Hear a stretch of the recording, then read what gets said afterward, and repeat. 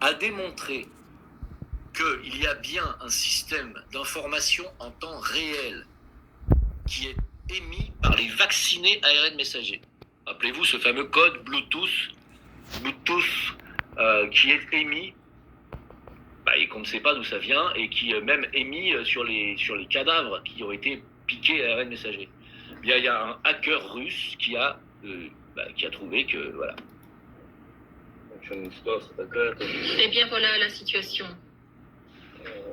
Nous savons que notre gouvernement est en train de procéder à des opérations massives de vaccination. Et tout n'est pas comme ils nous le disent. Suite à l'annonce récente de la fuite de la base de données des vaccinés, de notre Sputnik Vax, j'ai fouillé pendant plusieurs jours dans le Darknet. Ainsi, j'ai trouvé cette base de données. Elle peut être trouvée en accès libre par le biais de Sitorium. Nous sommes maintenant dans la machine qui est connectée. Et voici un utilitaire Sputnik V Control qui nous permet de voir toutes les informations sur les vaccinés. Maintenant, voyons ce que nous pouvons voir. Eh bien, vous pouvez tout voir. Tout. Le nom, la date de naissance, l'adresse, la localisation, c'est-à-dire les coordonnées. En ce moment, Yoja dort. Il est 3 heures du matin. Il a reçu son premier vaccin le 22 février et le suivant en mars. L'adresse où il a été vacciné.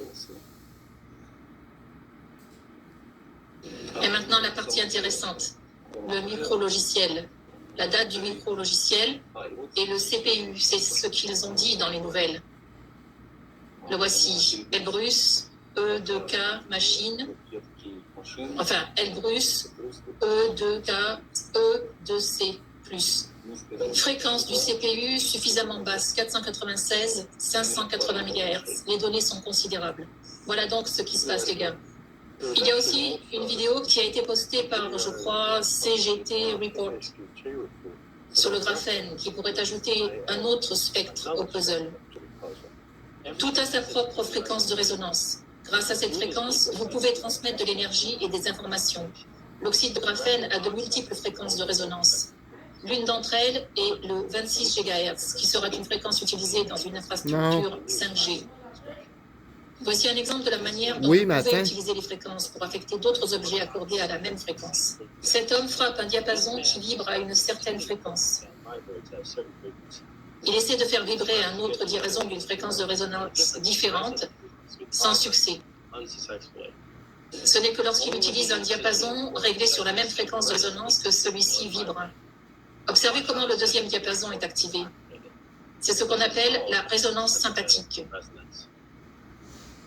Ce clip vidéo est un exemple du phénomène lorsque l'on utilise des oscillateurs pendulaires de phases différentes sur une plateforme commune qui se synchronise soudainement si on leur laisse suffisamment de temps.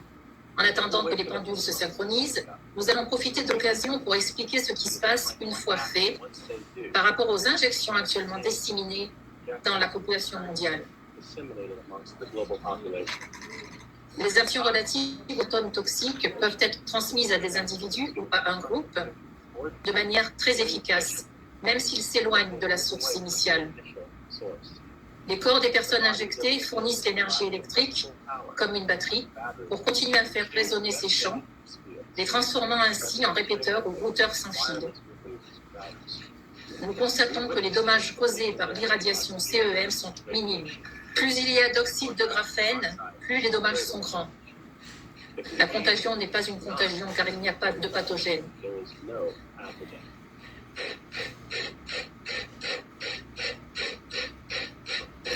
De quelle autre manière pourriez-vous contrôler 7 milliards de personnes ?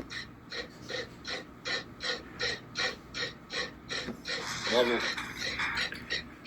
Bravo, bravo, bravo, bravo. Alors, je peux vous garantir que l'expérience du métronome est absolument véridique. Je l'ai fait des centaines de fois. Vous pouvez mettre 3000 métronomes. Vous les mettez chacun, vous les enclenchez chacun quand vous voulez, c'est-à-dire pas de manière synchronisée. Ils se synchronisent. Ils se synchronisent exactement comme je viens de l'expliquer là.